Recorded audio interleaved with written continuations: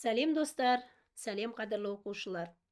Бүгін сіздермен Түркістан облысы Сайрам ауданы 4-ші мектеп гимназиясының химия пәні мұғалімі Абубакирова Феруза Ахмаджановна, яғни мен бүгінгі сабақты жүргізетін боламыз. Бүгінгі тақырып алкандардың химиялық қасиеттері, алкандардың бос радикалды орын басу реакциясының механизмі, галогендеу реакциялары. Оқушылар, көңіл күйлеріңіз қалай?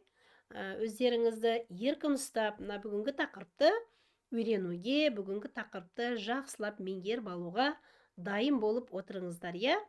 Демек, біздің бүгінгі оқу мақсатымыз алкандардың галогендеу реакциялардың теңдеулерін құруды үйренетін боламыз.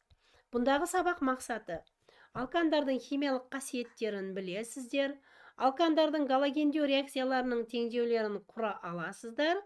Бұндағы құндылықтар сіздер сабақ барысында бір-бірлеріңізбен достық қарым-қатынасқа негізделген диалог орнатуға, шыншылдық, білім алуға талпыныс жасайсыздар. Тағы да ізденімпаздық қасиеттерін қалыптастыратын боласыздар. Демек, оқушылар, көңіл күйлеріңізді жоғары көтеріп, бүгінгі сабағымызды бастайық, иә? Алкандардың алынуына да кішкене тоқтала кетейік. Демек, алкандар екі түрлі алынады. Біріншісі өнеркәсіпте, ал екіншісі зертханада. Өнеркәсіпте оқушылар біз мұнай өнімдерін крекингілеу арқылы, өздеріңіз көріп тұрғандай, С6H34 дегеніміз бұл гексадекан. Гексадеканны ыдыратқан кезде бізде октан және октен түзіледі екен. Сіздер жаттап алдыңыздар деген ойдамын. Сол себепті гомологтық қатарымен таныс болғандарыңыз үшін формулаларды біле аласыздар. Бізде бір қаныққан, бір қанықпаған көмірсутек, яғни бір алкан және бір алкен түзіледі екен. Ал енді зертханада алу әдістері қандай деген сұраққа тоқтала кетейік. Демек, зертханада біз алюминий карбидін гидролиздеу арқылы метанды аламыз. Бұл реакция негізі бізде метан алу реакциясы деп те аталады. Қараңыздар, алюминий карбиді, яғни алюминий 4С3, 12 мол су қосқан кезде бізде зертханада метан бөлінеді және алюминий гидроксиді тұнбаға түсіп қалады. Екінші зертханалық әдіс француз ғалымы Вюс реакциясы деп аталады. Оның бұл әдісі галоген алкандарға металдық натрийні қосу арқылы әртүрлі алкандарды алу болып есептеледі. Бұл ретте Вюс реакциясын пайдаланып, біз оқушылар метандан басқа болған алкандарды ала аламыз. Қазір сіздермен төменде бір-екі реакцияларды жазып, оны қайтадан бекітетін боламын. Ал бізде тағы бір зертханалық әдіс, бұл Дюма реакциясы деп аталады, немесе карбон қышқылының натрий тұздарын декарбоксилдеу реакциясы арқылы алкандарды алу реакциясы болып есептеледі. Демек, сіздермен қазір Дюма және Вюс реакцияларын тағы бір рет пысықтап жіберейік. Мына жерде мән берсеңіздер, оқушылар, сіздер дайын мен түсіндірген слайдты қай затты алып жатырық? Дюма реакциясымен біз метан газын алып жатырық. Метан газын алып жатырық. Ал енді сіздермен тура сол реакциямен этан және пропан алуға болады ма деген сұраққа жауап бере кетейік. Енді назар аударыңыздар. Бізде мына жерде натрий ацетаты, тағы бір рет қайталаймын, сіздер оны дәптерлерге жазыңыздар мына реакцияны, и натрий ацетаты деп заттың атауын жазып қойыңыздар. Енді сол натрий ацетатының орнына біз натрий пропионатын алатын боламыз. Мына жерде радикал бізде CH3 болып тұр ғой, соның орнына біз этил радикалын алатын болсақ, C2H5SOO натрий, оған кристалдық қатты түрдегі натрий гидроксидін қосамыз. Оқушылар, мына жерде екі жоқ, мына екі болмайды. Бұл ретте қараңыздар, мен механизммен бірге сіздерге түсіндіре кетейін. Бұл реакцияда қандай болады? Мына жерде мынандай декарбоксилдеу процесі іске асады. Мына қараңыздар.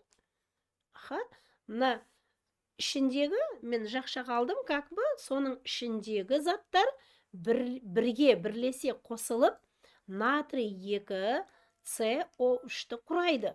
Демек, менде не түзілді? Мән беріңіздер. Мына C2H5, мына H пен қосылып, этан түзілді. C2H6 и плюс натрий карбонаты, яғни натрий орта тұзы түзілген екен. Мына ацетаттардың немесе басқа да тұздардың құрамынан SO3-ті алып тастау немесе SO2-ні алып тастау декарбоксилдеу деп аталады. Д дегеніміз шығарып жібер, и карбоксилдеу деген карбоксил тобын дегені. Түсінді ғой, иә? Демек, қадірлі оқушылар, біз сіздермен мына этанды алдық. Мына жерде этан. Енді пропанды алу үшін не істейміз? Мына жерде біз басқа радикал алатын боламыз. С3H7 СОО натрий. Оған тағы натрий гидроксидін қосатын болсам, бұл жерде де тура жоғарғыдай процесс іске асады. Мына қараңыздар. Демек, менде енді не қалды? Мына жерде мән беріңіздер. С3H8, яғни пропан қалды. Себебі мына радикалға сутек қосылып жатыр. Ал мына ненің ішіндегі жақшаның тағы жоғарғыдай натрий карбонаты бөлініп шықты. Демек, қайталап жіберейін. Декарбоксилдеу реакциясы арқылы натрий ацетатына натрий гидроксидті қосқан кезде метан және натрий карбонаты түзілетін болса, біз енді натрий пропионатына натрий гидроксид қосатын болсақ, этан және натрий карбонаты түзіледі. Тура сол сияқты, мына май қышқылының натрийлі тұзына да натрий гидроксидін біз қосатын болсақ, бізде пропан және натрий карбонаты түзіледі екен. Менің ойымша сіздерде сұрақ қалмады. Енді Виус реакциясы, мына назар аударыңыздар. Виус реакциясы болған кезде бізде мына тағы бір рет жоғарыдан көріп жіберіңіздер. Галоген алкандарға металдық натрий қосамыз. Бұнда мына галоген алканның құрамындағы галоген және натрий бірге шығып кетіп, қалған радикалдар бір-бірімен қосылуы нәтижесінде радикалдың құрамдағы көміртектер саны артады.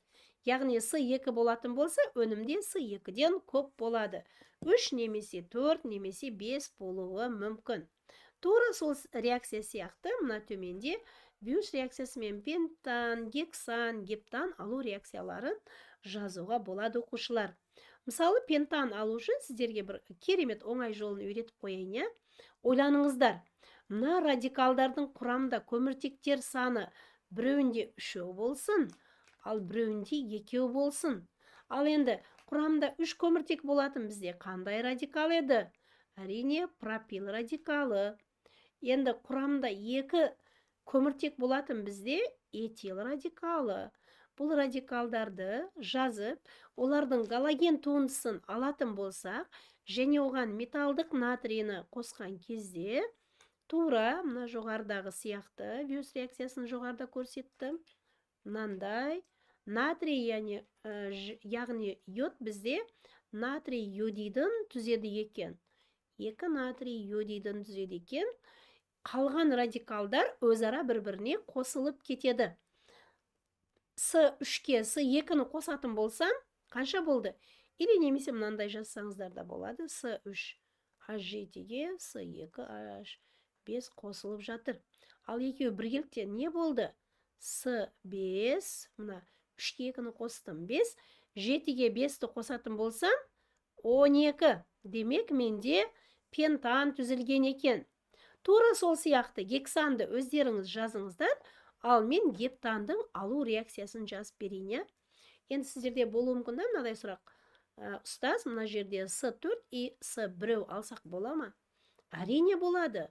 Мысалы, С4 H9 йодқа мына жерде метил йодитмен бірге алып, натрий, металдық натрий қоссаңыздар да, тура сол сияқты бізде 2 натрий йодиді шығып кетеді, және пентан түзіледі. Себебі С 4-ке 1-ді қоссақ, С 5 болады екен оқушылар.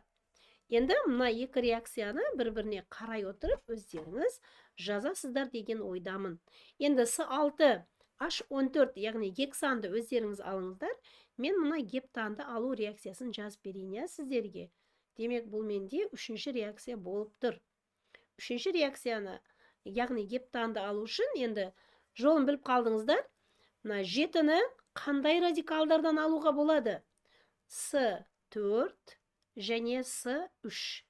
4 болатын болса, әрине бұл бутил радикалы, 3 болатын болса, әрине бұл бізде пропил радикалы болып тұр екен. Енді оларға хлор қоссаңыздар да, галоген алкан дегеннен кейін, мына жерде йодит, бромид, хлорид бәр бола береді. Оған металдық натрийні қосатын болсақ, демек бізде тағы да Вюс реакциясының қатысымен назар аударыңыздар. 2 натрий хлориді бөлініп шығады. Және қалған радикалдар өзара қосылып кетеді. 4-ке 3-ті қосатын болсам, мен түсініп қалдыңыздар, С7, 9-ға 7-ні қосатын болсам, демек H16. Демек, менде не түзіліп отыр? Гептан түзіліп отыр. Енді жоғарыдағы сияқты сіздер тағы да басқа радикалдармен де ала аласыздар. Мысалы, С2H5 хлормен мына жерде пентанның пентил немесе амил хлорид радикалын алсаңыздар да болады. Немесе гексил радикалы мен метил алсаңыздар да болады. Демек, Вюс реакциясын дұрыс түсіну үшін мына жерде радикалдарды керемет жаттап алу керек. Сол екеуі қосылған кезде мына жақтағы алкан бөлініп шығатынын түсіну қажет болады оқушылар. Демек, менің ойымша сіздерге түсінікті болды деген ойдамын. Әрі қарай енді жалғастырайын. Демек, алкандардың алынуын тағы бір рет қайталап кетейін. Алкандардың алынуы бізде өнеркәсіпте крекинг арқылы, жоғары көмірсутектерді немесе мұнайды айдаған кезде бізде соңында жоғары көмірсутектер қалады ғой. Оларды айдаған кезде қалған қалдықты тағы ыдыратады екенбіз. Біз бұны крекинг деп атаймыз. Крекинг екіге бөлінеді: термиялық және химиялық. Каталитикалық. Бұған да келесіде сіздермен тоқталатын боламыз. Мұнай тақырыбына келген кезде. Ал енді зертханада алюминий карбидінің гидролизі, декарбоксилдеу реакциясы және Вюс реакциялары арқылы біз метан және оның гомологтарын алады екенбіз. Ал енді оқушылар, біз сіздермен бүгінгі негізгі тақырыбымыз, яғни химиялық қасиеттеріне тоқталайық. Алкандардың физикалық қасиеттері. Алкандардың бастапқы 4 өкілі газдар, яғни метан, этан, пропан, бутан газ текті заттар. Олардың қайнау температуралары әрине төмен. Балқу температуралары да төмен, себебі газ текті заттардың қайнау және балқу температуралары минус болатынын білесіздер деген ойдамын. Ал енді пентаннан бастап пентадеканға дейін бізде сұйық заттар, олардың қайнау температуралары сәйкесінше жоғарылау газ заттарға қарағанда. Ал бізде гексадеканнан бастап әрі қарай қатты заттар екен. Бұларға мысал ретінде оқушылар сіздер парафиндер, парафиндерді көргенсіздер үйлеріңізде. Свет болмаған кезде жағып отыратын парафиндер, шам деп атаймыз. Солар мына С16-дан басталған парафиндер деп те атайды оларды, алкандардың жоғары өкілдері болып есептеледі. Демек, физикалық қасиеттерін түйіндеп айтатын болсам, салыстырмалы молекулалық массаларының өсу ретіне қарай, олардың қайнау, балқу температуралары сәйкесінше артып барады екен. Түсінікті ғой оқушылар? Демек, С1-ден 4-ке дейін газдар, 5-тен 15 сұйық заттар, 16-дан бастап қатты заттар. Ал енді оқушылар, алкандардың химиялық қасиеттеріне тоқталайық. Алкандар қаныққан болғандықтан, олар қосылу реакциясына түспейді. тек қана орын басу реакцияларына түседі, жану реакцияларына түседі, тағы да пиролиз немесе ыдырау реакцияларына ғана түседі екен. Демек, бірінші реакция бізде галогендеу дейді. Яғни метанны хлормен галогендеу реакциясы радикалды механизммен жүреді екен. Демек, радикал деген не екенін төменде түсіндіретін боламыз. Тағы да екінші, ол Коновалов реакциясы арқылы азот қышқылмен әрекеттесіп, нитрометан, нитроэтан сияқты алкандардың туындыларын құрады екен. Мысалы, метанға хлор қосқан кезде мына хлор метан және H хлор бөлініп шықты. Бұнда әрине бұл процесс экзотермиялық. Яғни Q-ның мәні плюс, энтальпияның мәні минус екен. Ал енді екінші реакция, яғни нейтралдеу реакциясында алкандарды, мысалы метанды азот қышқылымен әрекеттестіргенде бізде нитрометан түзіліп жатыр. Бұнда да су тағы бөлініп шықты. Бұл реакцияда тура жоғарғыдағыдай экзотермиялық реакция екен оқушылар. Мына сіздерге құрылысымен де жазып көрсетілген мына жерде и молекулалық түрде де жазып көрсетіп қойдым. Екеуін де жазып алыңыздар дәптерлеріңізге. Сіздерге оқушылар білесіздер, химиялық қасиеттерін жақсы түсіну үшін мынандай құрылысымен жазған абзал. Ал есептер шығарған кезде мынандай молекулалық теңдеулерін қолданған ұтымды болады. Үшінші қасиеті бізде сульфирлену, яғни метан концентрлі күкірт қышқылымен немесе күкірт қышқылымен әрекеттескен кезде сульфаметанды түзеді екен. Бұл ретте өздеріңіз мына байқап тұрсыздар, метанның құрамындағы сутек атомы өзінің орнын мына SO3H-қа беріп жатыр. Мынаған беріп жатыр, көрдіңіздер ме? Нәтижеде бізде не түзіліп жатыр? Сульфаметан түзіліп жатыр. Демек, мына жерде оқушылар, сіздер байқадыңыздар, біз үш қасиетін көрдік. Галогендеу, нейтралдеу және сульфирлену реакцияларын көрдік. Ал енді мына галогендеу реакциясының механизмі қандай деген сұраққа жауап береміз. Қадірлі оқушылар, бұл галогендеу реакциясы алкандарды қандай механизммен барады деген сұрақ тест сұрақтарының қатарында да болады ұбт-да. Балапандар, сол себепті мынаны жақсы біліп түсініп алыңыздар, Мысалы, хлор молекуласы ультракүлгін немесе жарық әсермен белсенді радикалға бөлінеді. Бұл бөлінген радикалды біз бос радикал деп атаймыз. Бұл үзілу гамолитті үзілу деп аталады. Неліктен? Себебі алкандар полюссіз қосылыс болғандықтан олар симметриялы түрде үзіледі. Бұнда электрон жұбы ажырап, бізде екі радикал, бос радикал түзіледі екен. Мына бос радикалдың жалпы формуласын мынандай жазуға да болады. Мысалы, әбі заттары болатын болса, олардың әр қайсында бір-бірден жұптаспаған, яғни жеке электрондар қалады. Бұндай бөлшектерді біз радикал немесе бос радикал деп атаймыз.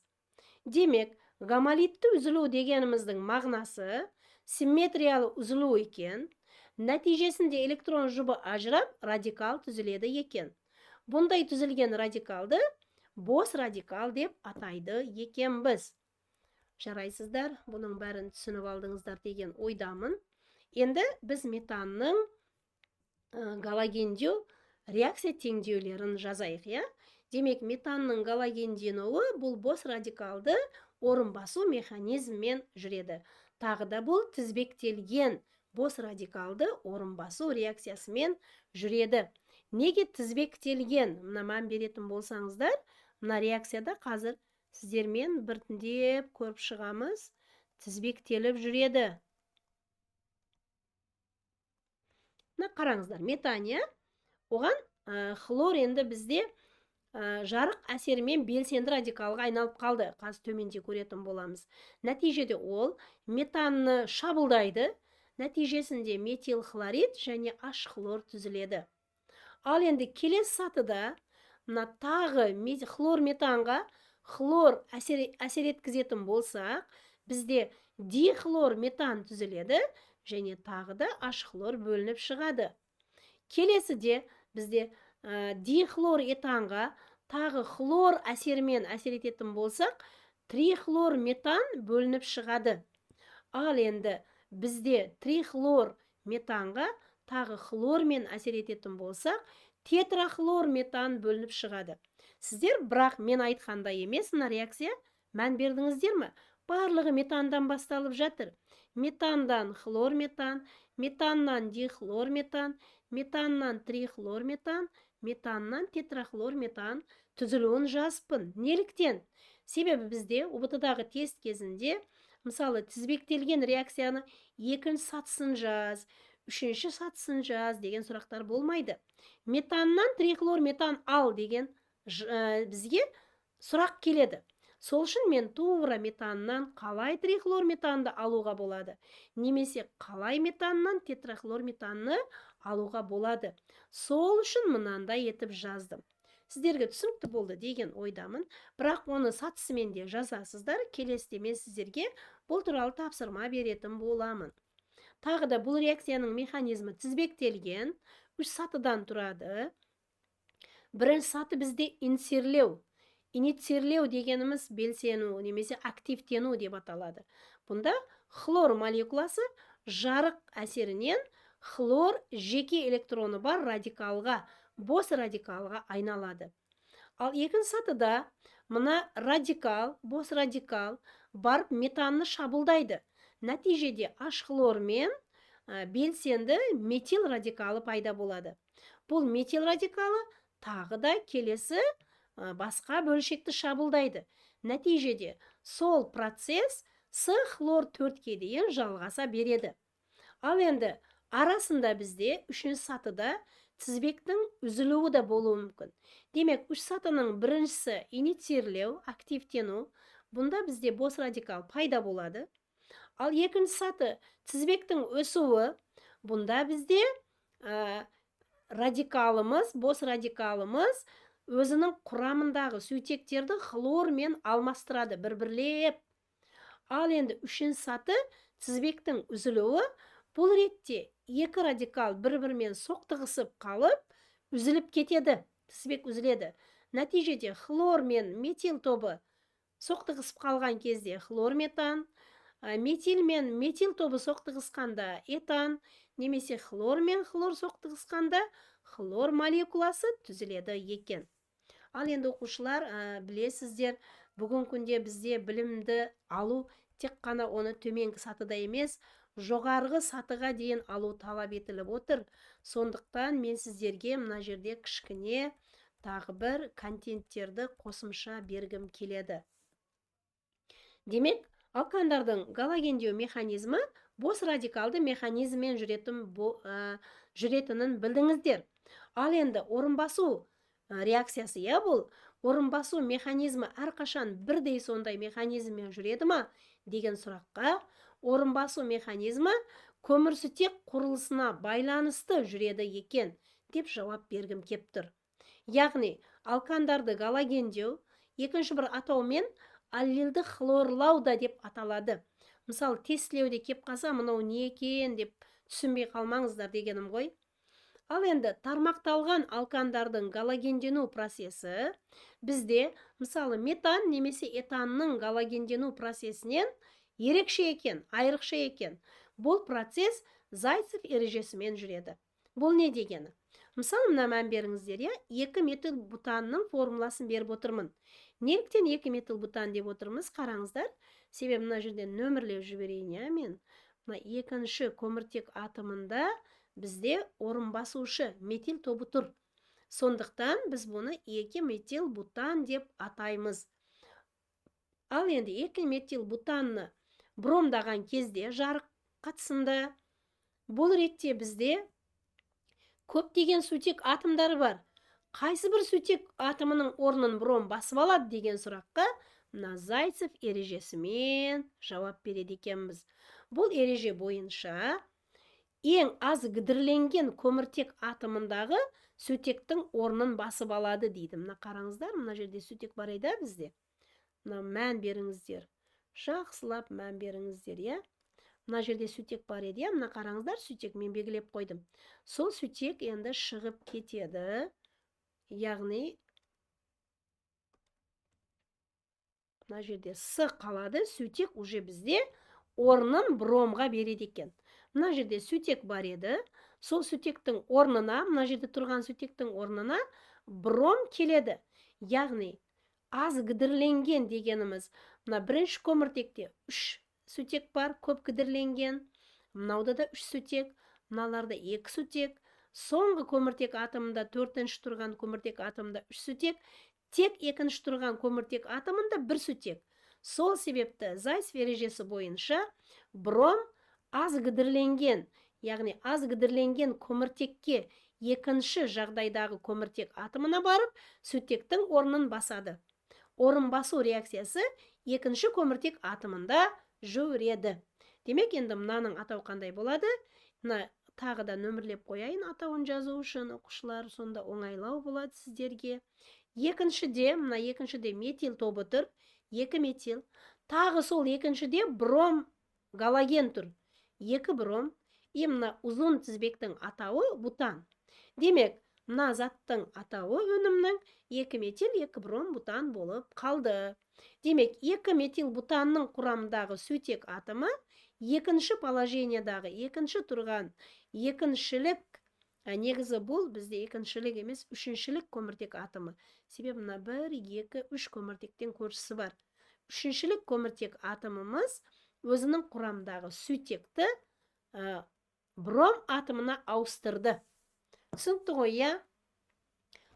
Демек, қорытып айтсам, тармақталған алкандардың галогендену процесі тармақталмаған сызықтық алкандардың галогендену процесінен кішкене ерекшеленеді екен.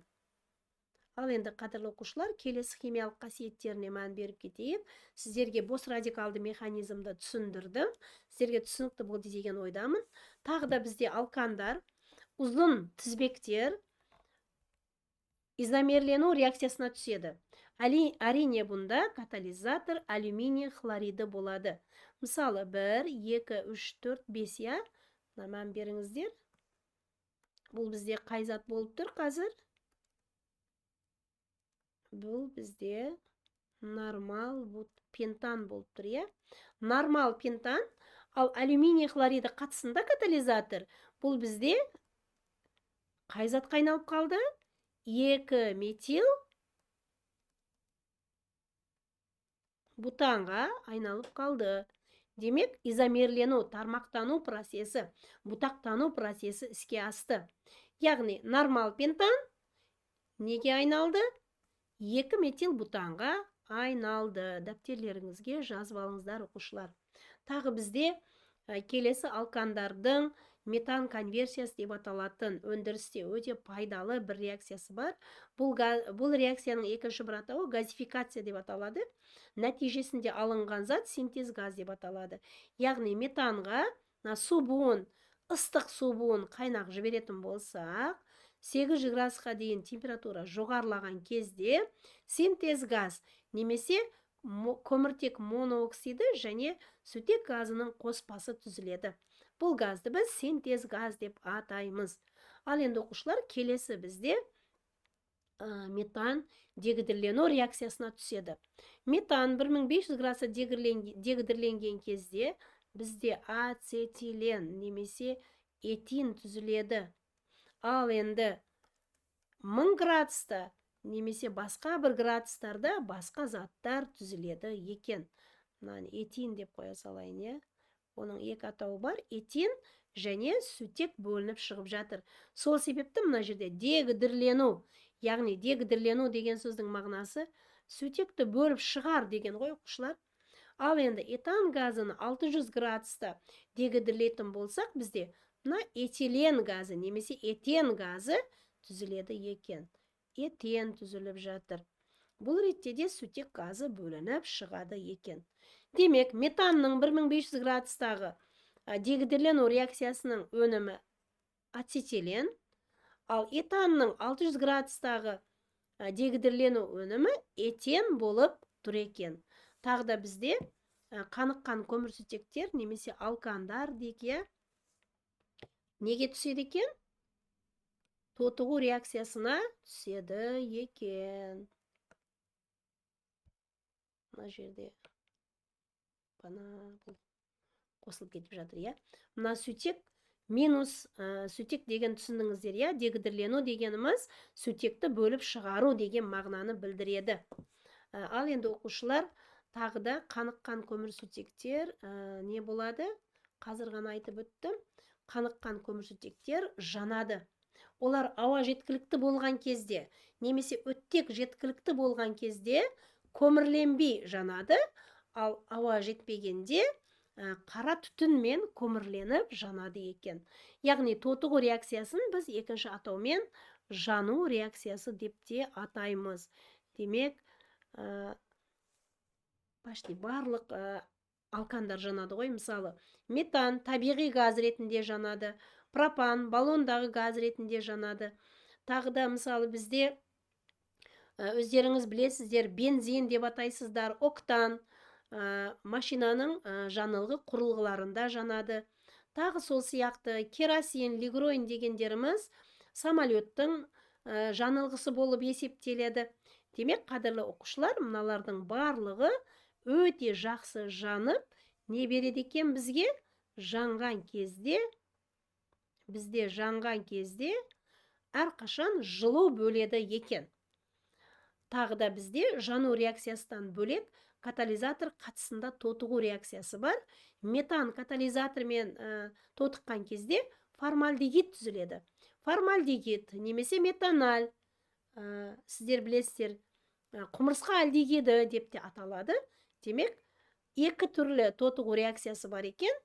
Қаныққан көмірсутектердің жану реакциясы және катализатор қатысында не болады екен? Катализатор қатысында формальдегидке айналу реакциясы. Енді қадірлі оқушылар, тағы да мына жерде бір күрделі реакция жазып қойдым. Бұл бізде октодекан, яғни стеарин қышқылының алу теңдеуін жаздым. Бұл үшін біз гексатриакантаннан тотықтыру арқылы октодекан, яғни стеарин қышқылын ала алады екенбіз. Енді химияны үйренген кезде әрқашан мына біздің қызықты химияға, өмірмен байланысты химияға мән берген өте пайдалы. Оқушылар, мына жерде сіздерге үй жұмысын беріп отырмын. Мән беріңіздер. Бүгінгі тақырып бойынша бұл реакцияларды негізі жоғарыда жаздым. Сол үшін мына жерде кішкене өзгертіп бере салайыншы деген ой келіп тұрмаған. Мына жерде демек, сіздер бірінші сатыда хлор метанның формуласын жазасыздар. Ал екінші сатыда сіздер хлор метан неге айналып жатыр? Дихлор метанға айналып жатыр. Соны жазасыздар. Ал үшінші сатыда бізде дихлор метанымыз трихлор метанға айналып жатыр. И соңғы сатыда бізде тетрахлор метан құрылып жатыр. Мына жоғарыда мен беріп кеткен реакцияның өзін қайталамастан сіздерге өзгеше қып жаздым. Қараңыздар, метанға хлор қосқан кезде бізде CH3 хлор түзіледі. Мына жерге жазайын біреуін. Себебі бір сутектің орнын хлор басып алды. Бір сутектің орнын хлор басып алды. Енді хлор метанға тағы хлор қосқан кезде CH2 хлор 2, яғни дихлор метан түзілді. Дихлор метан, атауын жазып қойғанмын. Мына жерге соның формуласын жазасыздар. Енді дихлор метанға тағы хлор қосқанда трихлор метан немесе хлороформ деп аталады. CH хлор 3 түзіледі. Ал енді трихлор метанға тағы хлор қосқанда тетрахлор метан түзіледі екен. Демек, оқушылар, сіздер мына тапсырмаларды орындай аласыздар. Себебі мына тақырыпты керемет түсіндіңіздер деген ойдамын. Тағы сіздерге келесі тапсырма, оқушылар, қараңыздар. Этанға хлор қосқанда бізде хлоретан немесе этил хлорид түзіледі, Қараңыздар. Демек, Этил деген радикалды жаттап алғанбыз бәріміз. С2H5 хлор және H хлор түзіледі. Мынау заттың атауы мына хлор этан екен. Көрдіңіздер, мен атауын беріп қойғанмын. Ал енді тура сол сияқты пропанға хлор қосқанда хлор пропан. Ал бензолға хлор қосқанда хлор бензол. Мына формуласында жазып қойдым, сіздерге түсінікті болу үшін. Демек, мына жерге С6H5 хлор жазсаңыздар дұрыс болады. Тура сол сияқты мына қалған тапсырмаларды орындайсыздар. Яғни хлор мен бром мен орын басу реакцияларын жазасыздар. Ал мына үшінші блокта бізде қараңыздар, этанға азот қышқылы қосылып отыр. Бұнда бізде нитроэтан түзіледі. Яғни С2H5 бір сутектің орнына мына OH NO2 деп жазсақ болады азот қышқылын. OH NO2 деп жеңілдетіп жазып аламыз азот қышқылын.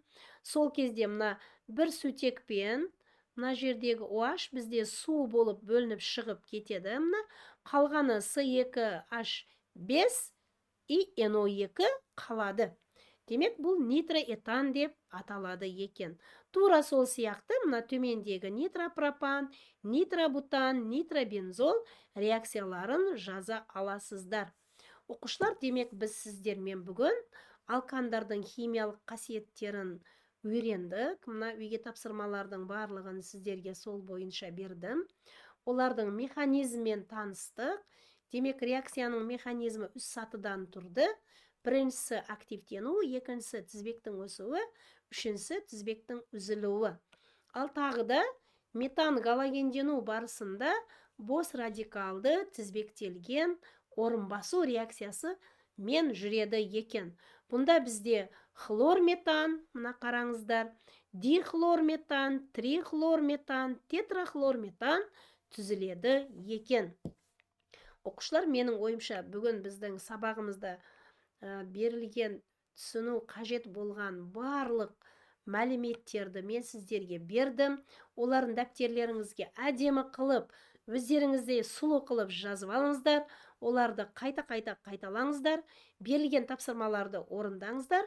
Демек, мына алкандардың химиялық қасиеттерін білдіңіздер. Мен сіздерге оны барлығын тізіп айтып бердім. И алкандардың галогендену реакциясын теңдеулерін құра аласыздар. Оны өзім сіздерге хлорметан, дихлорметан, трихлор, тетрахлорметанды құрып бердім. Ал төменде сіздер соны тізбектелген реакциясын сатымен жаза аласыздар. Бүгінгі сіздермен талдаған тақырыбымыз алкандардың химиялық қасиеттері, алкандардың бос радикалды орын басу реакциясы, механизмі және галогендеу тақырыбы аяқталды. Сау болыңыздар. Келесі сабақта кездескенше. Үй тапсырмаларын барлығын керемет орындаңыздар, оқушылар. Бұл сіздердің қолдарыңыздан келеді, и білімдеріңіз тереңдетіп, білім-білік дағдыларыңыз артатын болса, әрине ұбт-дан жоғары алып, келешекте өздеріңіз қалаған химия-биология мамандығы бойынша оқуға грантқа түсесіздер деп сіздермен қоштасатын боламын.